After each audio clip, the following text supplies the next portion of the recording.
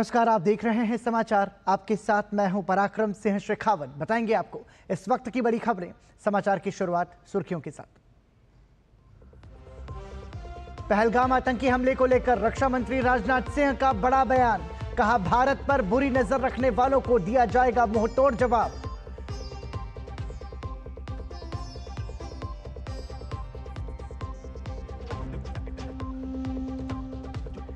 दिल्ली में अवैध बांग्लादेशियों के खिलाफ अभियान तेज। पुलिस ने अलग अलग इलाकों से 10 अवैध बांग्लादेशियों को हिरासत में लिया। वापस भेजने की कार्रवाई जारी।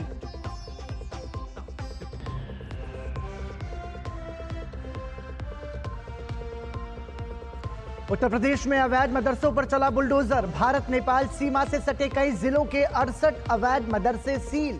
164 स्थानों पर कार्रवाई की प्रक्रिया जारी।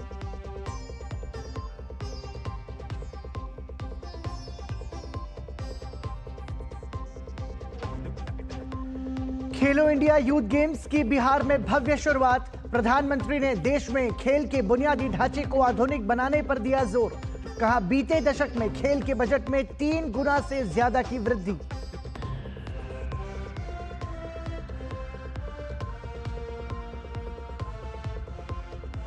पाकिस्तान में बलोच लिबरेशन आर्मी की बड़ी कार्रवाई। बीएलए के फतेह स्क्वाड ने क्वेटा कराची हाईवे किया बंद। कई सरकारी इमारतों में लगाई आग।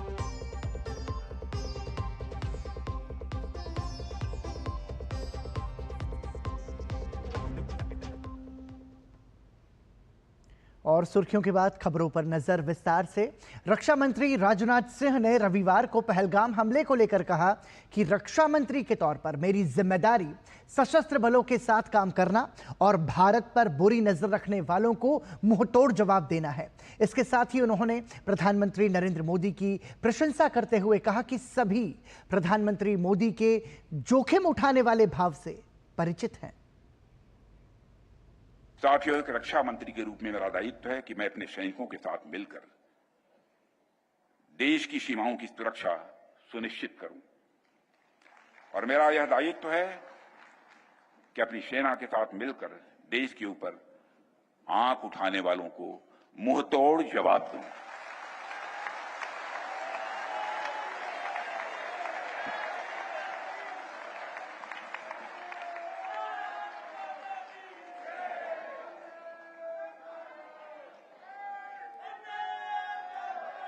और आप सभी हमारे प्रधानमंत्री नरेंद्र मोदी जी को अच्छी तरह जानते हैं।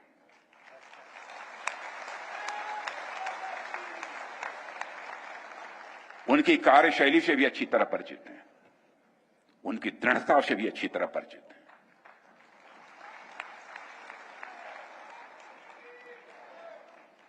जोखिम उठाने का भाव किस तरीके से उन्होंने सीखा है अपने जिंदगी में, उससे भी आप अच्छी तरह समझते हैं। मैं आपको आश्वस्त करना चाहता हूं, प्रधानमंत्री मोदी जी के नेतृत्व में जैसा आप चाहते हैं वैसा होकर रहे हैं।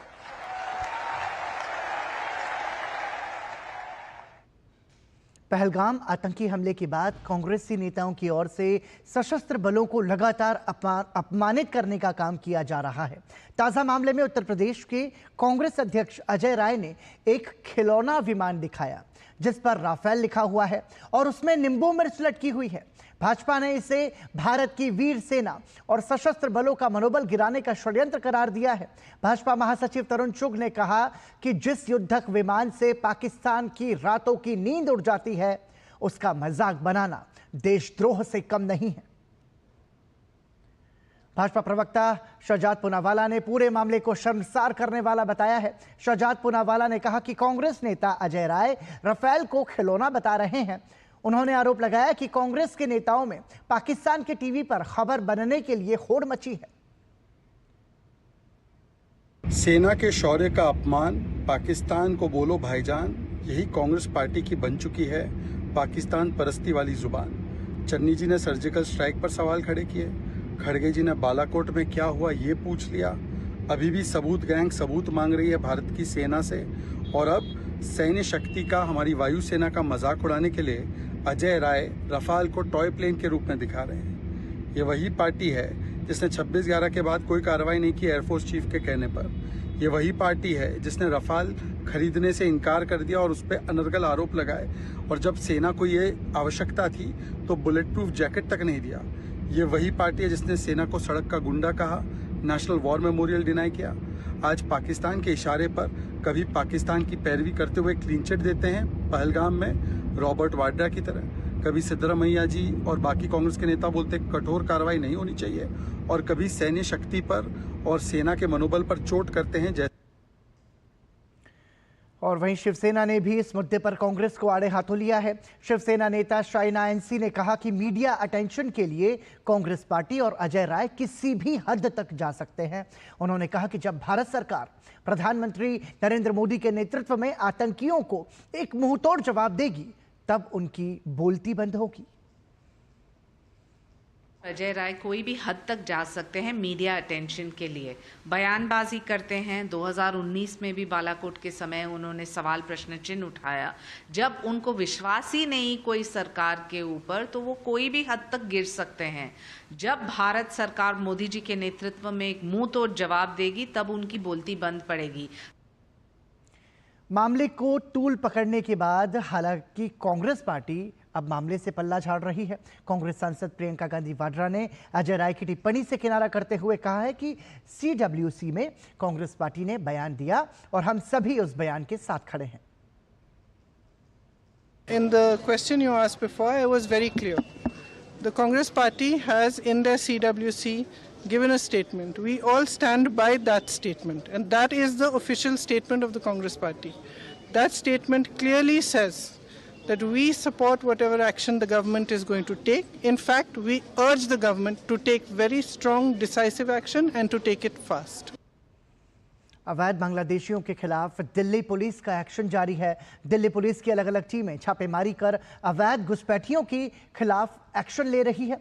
इसी कड़ी में पुलिस ने 10 अवैध बांग्लादेशियों को हिरासत में लिया है। आपको बता दें कि केंद्रीय गृह मंत्री अमित शाह ने कुछ दिनों पहले ही दिल्ली पुलिस को अवैध बांग्लादेशी रोहिंग्या घुसपैठियों और उनकी भारत में एंट्री कराने में मदद करने वाले नेटवर्क के खिलाफ सख्त कार्रवाई करने का निर्देश दिया था। अवैध बांग्लादेशियों पर एक्शन, निर्वासन की कार्रवाई शुरू। ट्रांसजेंडर के रूप में रह रहे थे बांग्लादेशी। राजधानी दिल्ली में अवैध रूप से रह रहे बांग्लादेशी नागरिकों की धरपकड़ लगातार जारी है। दिल्ली पुलिस ने 2 अलग अलग इलाकों से 10 अवैध बांग्लादेशियों को हिरासत में लिया है। इसी कड़ी में दिल्ली के पूर्वी जिला पुलिस ने बिना वैध दस्तावेजों के शहर में रह रही 6 बांग्लादेशी महिलाओं को हिरासत में लिया। हिरासत में ली गई अप्रवासियों में 23 साल की मीम अख्तर, 35 साल की मीना बेगम, 36 साल की शेख मुन्नी, 25 साल की पायल शेख, 36 साल की सोनिया अख्तर और 34 साल की तानिया खान शामिल हैं। सभी 6 महिलाएं बिना उचित दस्तावेज के भारत में रह रही थीं। इसके बाद दिल्ली स्थित विदेश क्षेत्रीय पंजीकरण कार्यालय FRRO की सहायता से निर्वासन की कार्रवाई शुरू कर दी गई है। ये महिलाएं पुलिस की पकड़ से बचने के लिए दिल्ली के विभिन्न स्थानों पर रह रही थीं। इसी कड़ी में दिल्ली पुलिस के उत्तर पश्चिम जिले के विदेशी प्रकोष्ठ ने कार्रवाई करते हुए 4 अवैध बांग्लादेशी अप्रवासियों को गिरफ्तार किया। पकड़े गए आरोपितों की पहचान अरमान उर्फ ईशा, आरिफ उर्फ शिल्पा, जाहिद उर्फ मौसमी और बाबुल उर्फ पाकी के रूप में हुई है। सभी बांग्लादेश के नारायणगंज जिले के निवासी हैं। पुलिस के अनुसार पकड़े गए सभी आरोपितों को आगे की कार्रवाई के लिए FRRO के समकक्ष पेश किया गया। मामले की जांच करने पर पाया गया कि पकड़े गए बांग्लादेशी नागरिक ट्रांसजेंडर के रूप में ट्रैफिक सिग्नल पर भीख मांगने और अन्य गतिविधियों में शामिल थे। इनके पास से प्रतिबंधित IMO ऐप से इंस्टॉल किए गए 2 स्मार्टफोन बरामद किए गए हैं, जिनका इस्तेमाल बांग्लादेश में अपने परिवारों के साथ संवाद करने के लिए किया जा रहा था। पकड़े गए व्यक्तियों ने कबूल किया कि वे एजेंटों की सहायता से सीमाओं के माध्यम से अवैध रूप से भारत में प्रवेश किए और ट्रेनों से दिल्ली पहुंचे। शनिवार को दक्षिण पूर्वी दिल्ली के DCP रवि कुमार ने बताया था कि अब तक दक्षिण पूर्वी जिले में 75 से ज्यादा अवैध बांग्लादेशियों को पकड़ा गया है। साथ ही उन्होंने बताया कि इस अवैध काम में संलिप्त 5 भारतीय एजेंटों को गिरफ्तार किया गया है, जिन्होंने इन बांग्लादेशियों को अवैध रूप से भारत में प्रवेश करने और रहने में मदद की थी, जिसमें से दिल्ली पुलिस ने 47 बांग्लादेशियों को हिरासत में लिया है। रविवार को अवैध बांग्लादेशियों के खिलाफ हुई कार्रवाई से ये बात साफ है कि प्रशासन घुसपैठ के मुद्दे पर सख्त है और किसी भी स्थिति में इसे बर्दाश्त नहीं किया जाएगा। Bureau report, DD news. Nepal सीमा से सटे जिलों में अवैध निर्माण और बिना मान्यता प्राप्त मदरसों के विरुद्ध अभियान के तहत कार्रवाई रविवार को भी जारी रही। अभियान के तहत अब तक श्रावस्ती में सर्वाधिक 68 अवैध मदरसों को सील किया गया है, जबकि महाराजगंज में 34 और सिद्धार्थनगर में 17 अवैध धार्मिक स्थल और मदरसे पाए गए हैं। अवैध निर्माण पर कार्रवाई, 68 मदरसे सील, बुलडोजर से हटाया जा रहा अतिक्रमण। उत्तर प्रदेश की योगी आदित्यनाथ की सरकार राज्य की नेपाल सीमा पर अतिक्रमण और अवैध कब्जे को लगातार हटा रही है। नेपाल सीमा पर कार्रवाई करते हुए योगी सरकार ने दर्जनों मदरसों को सील कर दिया है। कई मदरसों का कब्जा हटा भी दिया गया है। कुछ मस्जिदों पर भी कार्रवाई हुई है। यह कार्रवाई पीलीभीत जिले से लेकर सिद्धार्थनगर तक हो रही है।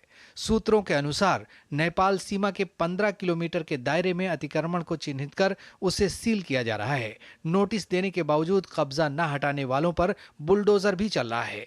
श्रावस्ती जिले में 68 मदरसे सील हो चुके हैं। प्रशासन ने इसके साथ ही 164 मदरसों से कब्जा खाली करवा लिया है। एक अवैध मजहबी स्थल के ऊपर भी कार्रवाई की गई है। कई मदरसों को लगातार नोटिस भी भेजे जा रहे हैं। इस बीच श्रावस्ती में विदेशी फंडिंग से संचालित एक अवैध मदरसे का पता चलने पर प्रशासन ने त्वरित कार्रवाई करते हुए मदरसे को सील कर दिया और मदरसे की फंडिंग की जांच की बात कही। ये गैर मान्यता प्राप्त मदरसा है, जिसमें कि हम लोग परसों भी आए थे, तो पेपर में भी इसमें काफ़ी जो है प्रकाशित किया गया, जिसके संबंध में डीएम साहब द्वारा स्वयं संज्ञान लिया गया और उनकी उपस्थिति में आज ये सीलिंग की कार्रवाई की गई। सीलिंग की कार्रवाई करा दी गई है, बेदखली की कार्रवाई की जा रही है।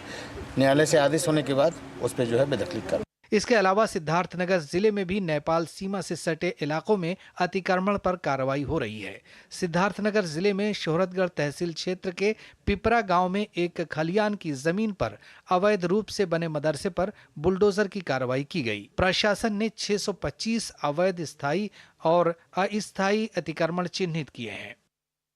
बहराइच में भी 6 मदरसे सील किए गए हैं, जबकि 384 अतिक्रमण के मामले चिन्हित किए गए हैं। वहीं बलरामपुर जिले में 16 अवैध मदरसे बंद करवाए गए हैं। इसके अलावा 18 और भी मजहबी स्थल चिन्हित किए गए हैं। इन पर भी कार्रवाई की जा रही है। एक ईदगाह पर भी कार्रवाई जारी है। कई जगह पर बलरामपुर के भीतर बुलडोजर भी चला है। महाराजगंज में अवैध मिले 34 मदरसों को नोटिस भेजा गया है और 2 पर बुलडोजर भी चलाया गया है। पीलीभीत में भी 7 मदरसों को नोटिस भेजा गया है। यहां 77 अवैध मजहबी स्थलों को भी चिन्हित किया गया है। गौरतलब है कि उत्तर प्रदेश की लंबी सीमा नेपाल से लगती है। ऐसे में अतिक्रमण और अवैध कब्जे को अनदेखा न करते हुए अब प्रशासन ने कड़ाई शुरू कर दी है और पिछले कई दिनों से कार्रवाई जारी है। ब्यूरो इनपुट के साथ आशुतोष शुक्ला की report, DD news. National testing agency की ओर से आज देश भर में नीट यूजी की परीक्षा आयोजित की गई। देश भर के 552 शहरों में कुल 5,453 परीक्षा केंद्रों पर हुई इस परीक्षा के लिए 22,76,000 छात्रों ने पंजीकरण कराया था। यह पहला मौका था जब मेडिकल के स्नातक पाठ्यक्रम के लिए आयोजित हुए इस परीक्षा को त्रिस्तरीय सुरक्षा व्यवस्था में संपन्न कराया गया।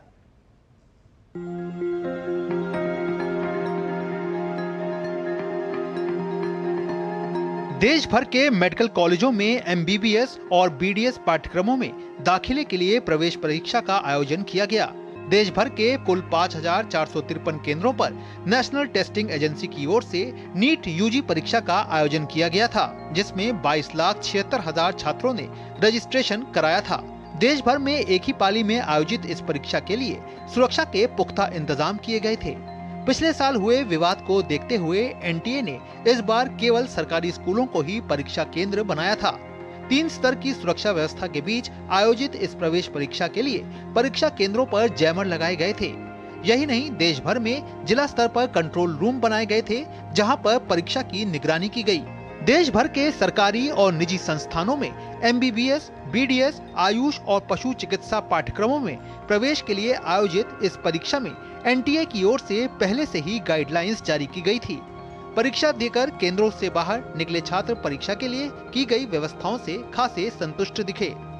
सिक्योरिटी काफ़ी अच्छी थी, मतलब स्ट्रिक्टनेस काफ़ी थी, चेकिंग वगैरह काफ़ी अच्छे से हुई थी और एग्ज़ाम भी इजी था, ज़्यादा डिफिकल्ट नहीं था। फिजिक्स का पार्ट थोड़ा डिफिकल्ट था बट बायो और केमिस्ट्री अच्छा था। पेपर का लेवल इजी था।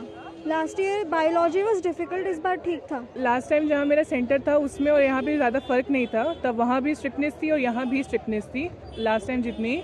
हाँ, लेकिन पेपर का पैटर्न पेपर बहुत डिफरेंट आया था पिछली बार से। सेल्फ स्टडी की थी, घर पे खुद से पढ़ाई की थी और फिजिक्स थोड़ा सा लेंदी था। जैसी इनकी सिक्योरिटी है और जैसा इनका सारा करिकुलम है बहुत ही अच्छा है, पहले से बहुत बेटर है। अंदर बहुत ही अच्छा डेकोरम था, डिसिप्लिन था अंदर। बहरहाल देश के सबसे टफ एग्जाम में से एक undergraduate medical entrance exam यानी national eligibility cum entrance test परीक्षा का समापन हो गया है। इस बार एनटीए ने परीक्षा को निष्पक्ष और सुचारू रूप से संपन्न कराने के लिए कई बड़े कदम भी उठाए। बहरहाल परीक्षा के समापन के बाद अब छात्रों को इसके नतीजे का इंतजार है। नेशनल टेस्टिंग एजेंसी ने पहले से ही छात्रों के लिए गाइडलाइंस जारी कर दी थी, जिसके तहत सुरक्षा के खासे पुख्ता इंतजाम की बात कही थी और परीक्षा केंद्रों पर भी पूरे देश में इस बार देखा गया कि विद्यार्थियों को परीक्षा प्रारंभ होने से आधे घंटे पहले तक परीक्षा केंद्रों में एंट्री लेनी थी। इसके अलावा परीक्षा केंद्रों पर पुख्ता सुरक्षा की व्यवस्था की गई। बेहतर माहौल और पहले से बेहतर व्यवस्थाओं के बीच इस परीक्षा का आयोजन किया गया। कैमरामैन मनमोहन और मेरे सहयोगी निशांत राय के साथ मैं अमरेंद्र गुप्ता, डीडी न्यूज, दिल्ली। और यहाँ रुक रहे हैं एक ब्रेक के लिए, बने रहिए हमारे साथ।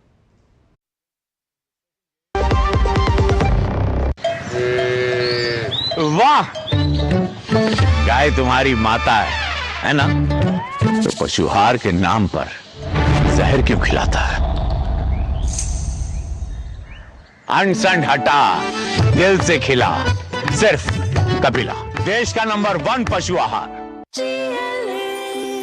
जो लक्ष्य चुना था समझ आने लगा है। GLA यूनिवर्सिटी, उच्च लक्ष्य की निश्चित प्राप्ति। शादी का किचन महके जहां, गोल्डी किचन किंग मसाले हो वहां। गोल्डी लाई है फ्रेश लॉक टेक्नोलॉजी, जो रखे मसालों को हर समय फ्रेश।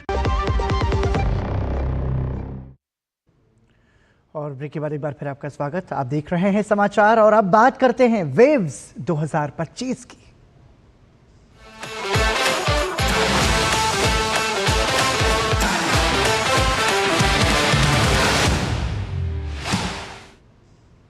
वेव्स 2025 में AVGC XR सेक्टर की गूंज साफ सुनाई दे रही है। विशेषज्ञों ने बताया कि कैसे आर्टिफिशियल इंटेलिजेंस रचनात्मकता को खत्म नहीं बल्कि और सशक्त बना रहा है। भारत के कलाकार और स्टूडियोज कैसे इस बदलाव के साथ आगे बढ़ रहे हैं, तापस भट्टाचार्य की ये रिपोर्ट देखिए।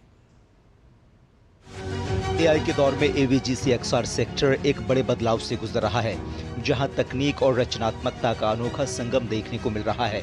वेव्स 2025 में ब्रियाना यारहाउस, प्रामिता मुखर्जी और संजय खिमेसरा जैसे विशेषज्ञों ने इस बदलाव पर चर्चा की। साफ संदेश था, AI कोई खतरा नहीं बल्कि एक सहायक उपकरण है। I feel that India has amazing talent and we are storytellers, we are born storytellers and animation is a natural sector for us. We have seen ages where shadow, drama and so many stuff, even temples and all, were utilizing certain things which now animation uses as an illusion. So this is definitely a field where India can thrive. Bharat अपनी प्रतिभा के साथ artificial intelligence की इस दौड़ में अग्रणी बनने को तैयार है। When I was just part of the competition to look at the short films for animation, the professional and the student ones, and the work that's being done is stellar. Really attracts me to the work is when we tell stories that have a human perspective to them and also tell something that has a cultural perspective to it, because we all as humans can connect with those stories. So when I look at the work that's being done, it is amazing. trying to find out the next big talent, the next thing that, because they need stories. They need stories, and India has stories. जहां कुछ लोग नौकरियों को लेकर चिंतित हैं, वहीं panel ने भरोसा दिलाया कि रचनात्मक भूमिकाएं पहले की तरह महत्वपूर्ण रहेंगी, बल्कि इनकी मांग और बढ़ेगी। पैनल ने उद्योग और अकादमिक संस्थानों के बीच सहयोग को जरूरी बताया और नई राष्ट्रीय शिक्षा नीति के अनुरूप पाठ्यक्रम, मेंटरशिप और नियमित संवाद पर जोर दिया। तापस भट्टाचार्य की रिपोर्ट, डीडी न्यूज। तो आप देख रहे थे खबरें वेव से जुड़ी हुई।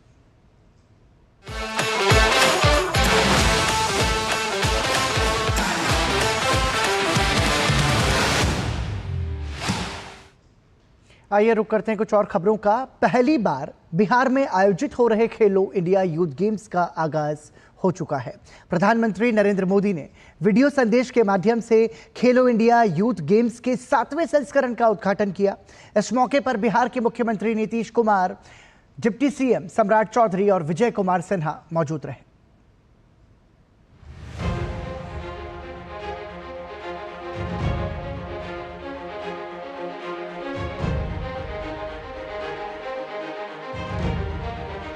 खेल के रंग बिहार के संग। इसी तर्ज पर खेलो इंडिया यूथ गेम्स बिहार में अपने विस्तार की नई कहानी को लिखने के लिए सामने है।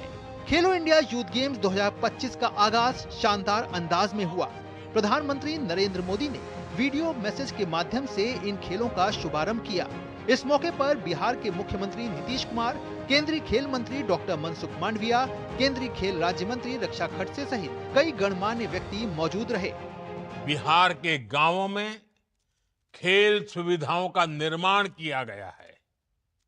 अब खेलो India youth games national sports map पर बिहार की उपस्थिति को और मजबूत करने में मदद करेंगे।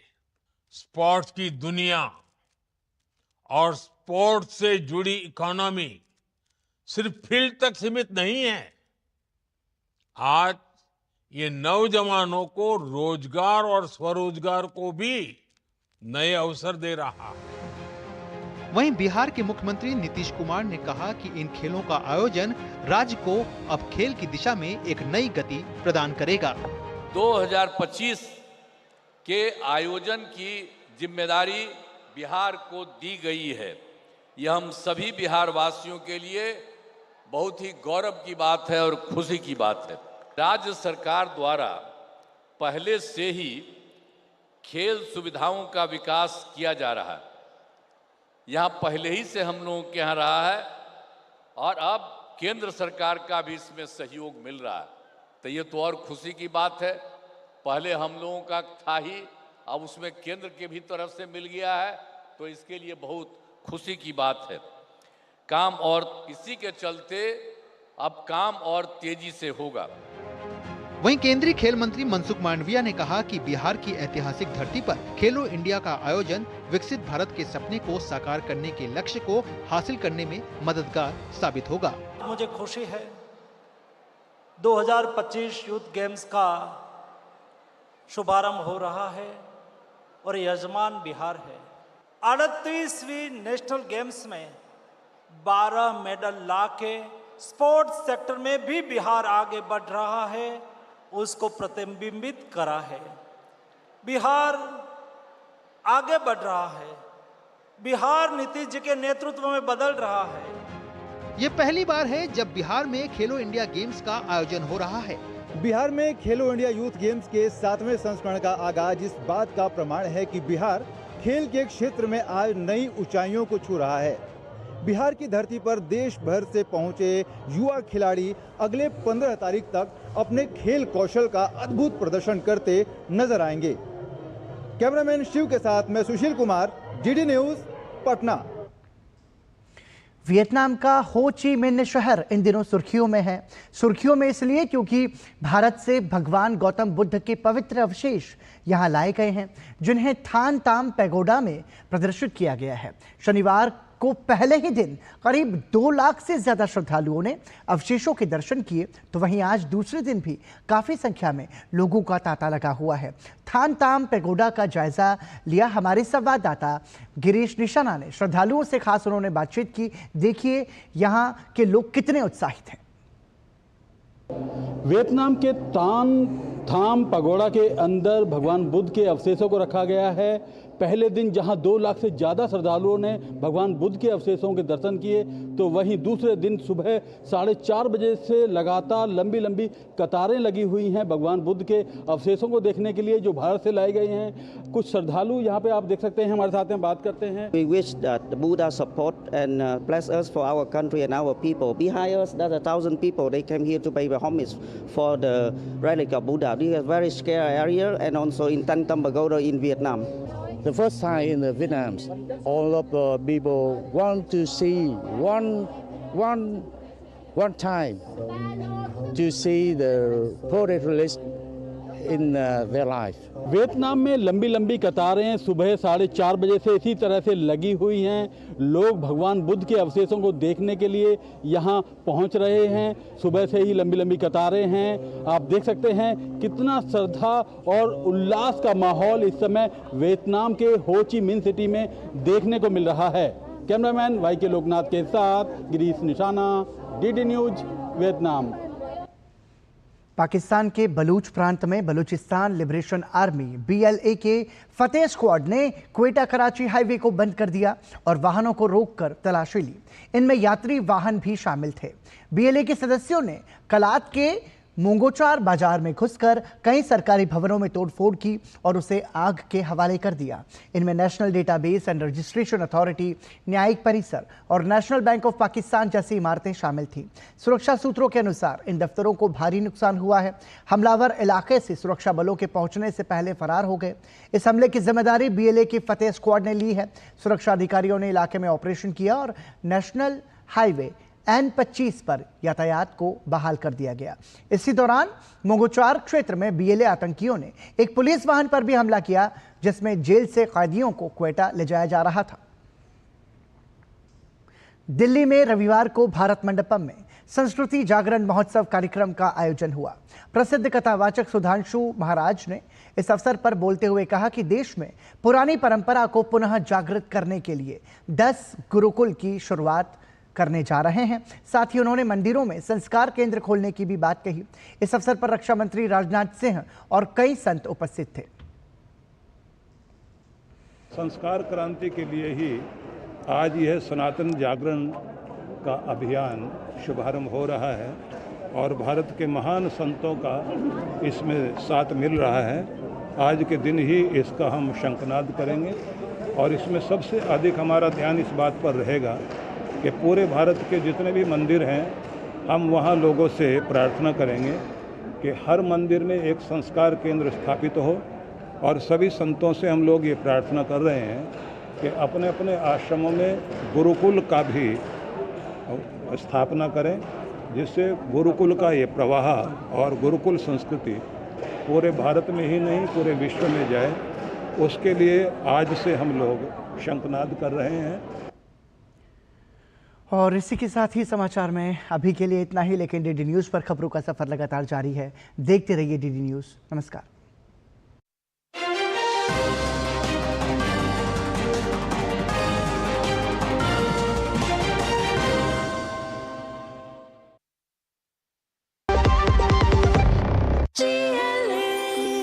जो लक्ष्य चुना था समझ आने लगा है।